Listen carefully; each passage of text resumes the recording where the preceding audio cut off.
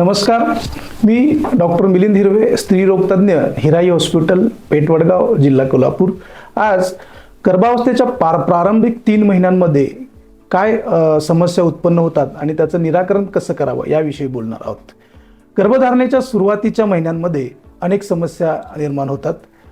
त्याचा शारीरिक आणि मानसिक आरोग्यावरती परिणाम होऊ शकतो. तर त्यापैकी कोणकोणत्या?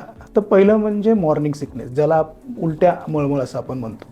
दिवसातून कमी पण जास्त वेळा आपला आहार घ्यावा आणि चरचरीत पदार्थ, तिखट पदार्थ टाळावेत. शरीरातील रक्ताची गरज वाढते, त्यामुळे अशक्तपणा येऊ शकतो आणि या अशक्तपणामुळे चक्कर येऊ शकते. यासाठी लोह आणि फॉलिक ॲसिडयुक्त आहार घेणं, जसं पालक, ब्रोकोली, कडधान्य, पुरेशी झोप घेणं आणि हलकासा व्यायाम करणं उपयोगी पडतं. गर्भपात होण्याची भीती, तर पोटात वेदना होणं, योनीगत रक्तस्राव होणं आणि अशक्तपणा वाटणं ही याची लक्षणं असू शकतात. गरोदरपणातील मधुमेह म्हणजेच जेस्टेशनल डायबिटीस, यामध्ये रक्तातील साखरेचं प्रमाण वाढतं.